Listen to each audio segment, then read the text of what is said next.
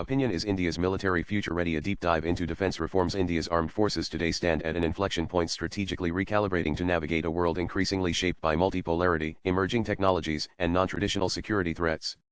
Since the liberalization era of 1991, India's defense transformation has been steadily progressing, and recent policy shifts mark a new era of ambition and innovation.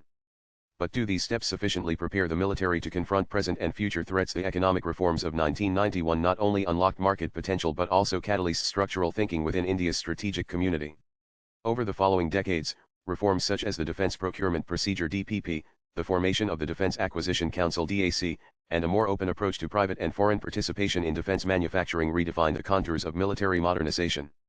Institutional innovations or structural changes included establishment of Strategic Forces Command, HQ of Integrated Defense Staff, and the Andaman-Nicobar Command. By the mid-2000s, the focus had shifted toward increasing transparency and indigenization, particularly through the expansion of DRD-old projects and a growing private sector role.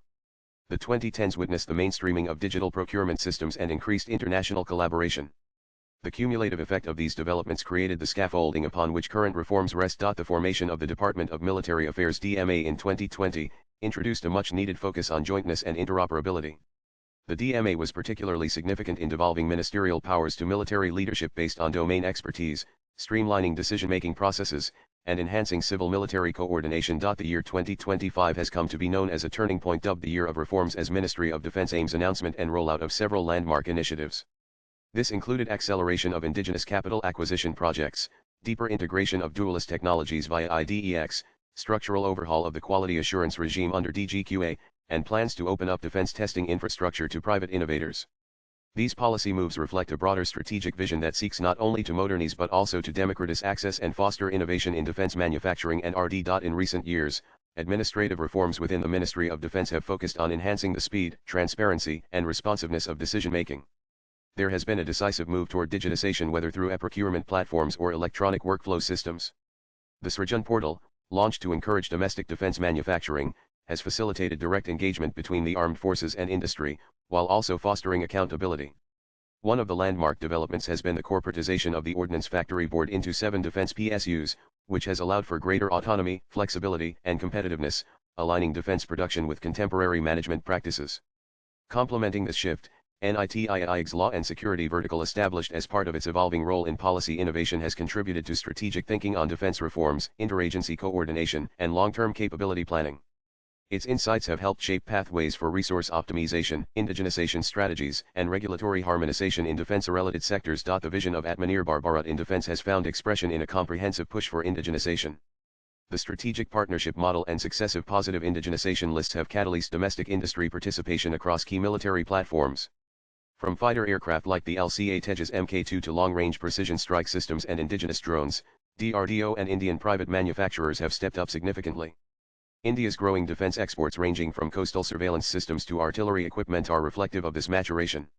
However, a critical question remains: can this momentum be scaled to meet both strategic imperatives and commercial benchmarks simultaneously? India's armed forces are embedding sustainability as a strategic variable.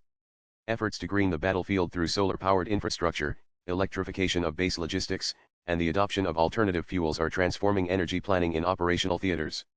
These green solutions do more than address environmental concerns, they also reduce logistical vulnerabilities, particularly in remote, high-altitude, or conflict-prone zones, where supply chains are susceptible to disruption. The concept of a circular economy is also gaining traction within defense infrastructure planning, with initiatives focusing on defense recycling corridors to reprocess and repurpose obsolete weapon systems, electronics, and metals, thereby reducing both waste and dependency on essential imports. Another critical axis of reform lies in the securitization of critical minerals. Modern military capabilities are fundamentally dependent on rare earths and other strategic materials used in semiconductors, high-performance alloys, and communication systems. Recognizing this, the Government of India has initiated a coordinated approach involving the Ministry of Defense, Ministry of Mines, and Ministry of External Affairs to map dependencies and secure resilient supply chains. Bilateral partnerships and resource-sharing agreements are being explored to bolster this effort. The question arises: how resilient will India's critical mineral strategy be in the face of geopolitical volatility? India's military is also undergoing a deep technological infusion, encompassing AI, cyber defense, and space-based capabilities. Through initiatives like Innovations for Defense Excellence (IDEX), the Defense AI Council, and partnerships with leading academic institutions, The armed forces are beginning to leverage AI-driven decision systems, autonomous platforms, and quantum communication frameworks. India's representation in the National Quantum Mission ensures that military imperatives are integrated early into quantum computing and communication technologies, offering a strategic edge in futuristic warfare scenarios. However, to fully realize this potential, there is a pressing need to formally include representatives from the armed forces in the governance and strategic direction of the National Quantum Mission. Their operational insights and domain requirements can significantly align RD efforts with defense objectives. Additionally, proposals to create frontier technology hubs focused on dualist innovations spanning from advanced materials to hypersonics promise to align cutting-edge research with operational requirements. But are we scaling fast enough to build credible deterrence in algorithmic warfare environments? Concurrently, India faces an evolving threat landscape marked by gray zone conflicts, cyber attacks, and the proliferation of unmanned systems. The armed forces are investing in integrated ISR intelligence, surveillance and reconnaissance systems, predictive logistics platforms, and autonomous combat technologies. Joint training for multi-domain operations is being institutionalized to improve responsiveness across land, sea, air, space, and cyber domains. The future readiness of the armed forces will hinge on how quickly they internalize and adapt to these dynamic operational paradigms. Can these reforms provide real-time combat agility, or will legacy systems act as inertia? India's defense diplomacy is also evolving as an extension of strategic reform.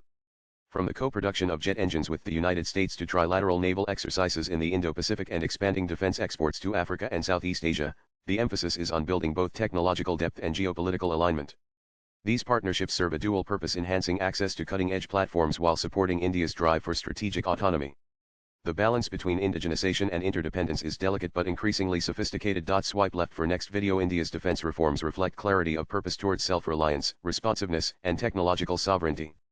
Yet, implementation and institutional maturity will define their ultimate success. As threats evolve and alliances shift, India's ability to adapt administratively, technologically, and strategically will determine whether it emerges not just as a regional power, but as a reliable global security actor. Will these reforms deliver a future-ready Indian military, or will they remain works in progress? The answer lies in sustained execution and strategic foresight, not just ambition. Majgen K. Narayanan is a military expert who has served the Indian military force for decades and now serves at NITI Aayog as program director. Darpajit Sengupta is a fellow at NITI Aayog. Views expressed in the above piece are personal and solely those of the authors. They do not necessarily reflect News 18's views. Latest blogs.